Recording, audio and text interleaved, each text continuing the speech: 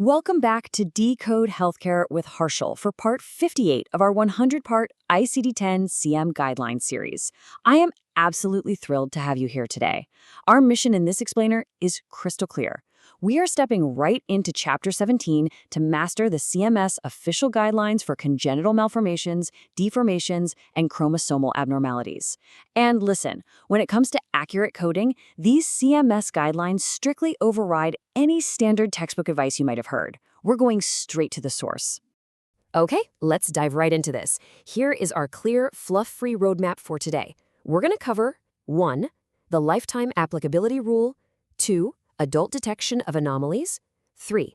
Active versus repaired conditions, and 4. Sequencing chromosomal manifestations. Section 1. The lifetime applicability rule. The CMS guidelines state this so clearly. Codes from Chapter 17 may be used throughout the life of the patient. I love highlighting this exact quote because it immediately busts a massive coding myth. So many coders out there believe that Q codes are literally just for pediatric records or newborn admissions. Well, the guidelines explicitly tell us otherwise.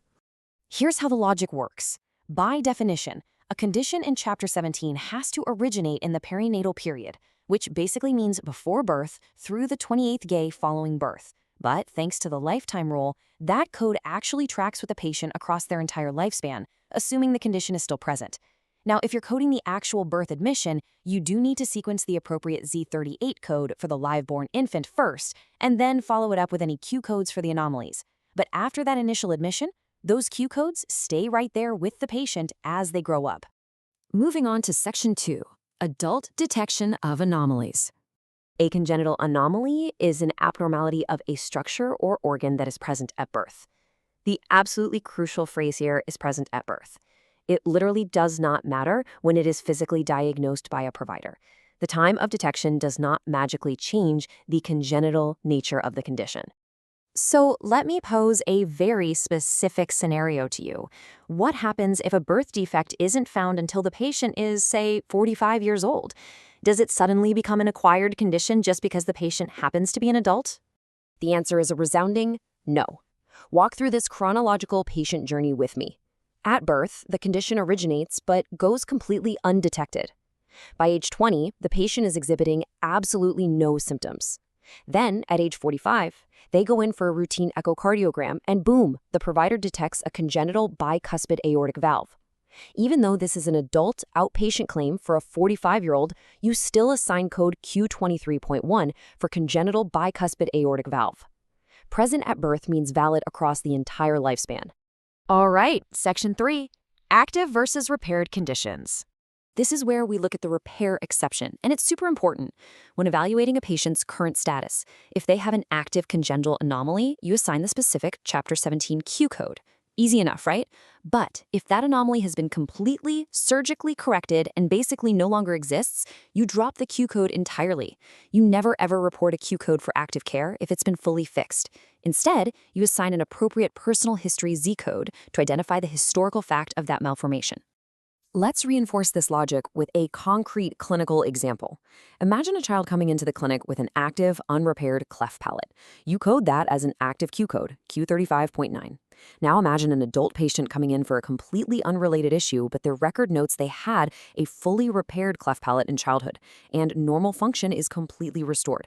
In this case, you drop the Q code. You're going to use a history Z code instead, specifically from category Z87.7 for personal history of congenital malformations. Once normal function is restored, the Q code is officially retired. And finally, Section 4, Sequencing Chromosomal Manifestations. Categories Q90 through Q99 deal with chromosomal abnormalities, and mastering combination coding here is an absolute must. It's like a giant puzzle. Step 1 is always to assign the code for the underlying chromosomal syndrome itself. Then, Step 2 is to stack your secondary codes by reporting any associated congenital organ defects. But notice the big caveat here. You only code those additional manifestations if they are not routine components of the syndrome. So, the crucial point is this critical rule right here. The CMS guidelines explicitly warn us against overcoding. When your code assignment specifically identifies the chromosomal abnormality, any manifestations that are an inherent component of that anomaly should absolutely not be coded separately. You only assign additional codes for the manifestations that are non-inherent. Let's apply this stacking rule to a very specific real-world scenario: Down syndrome. Think of your claim form layout. Slot 1 gets the underlying syndrome, which is Q90.9 for Down syndrome, unspecified.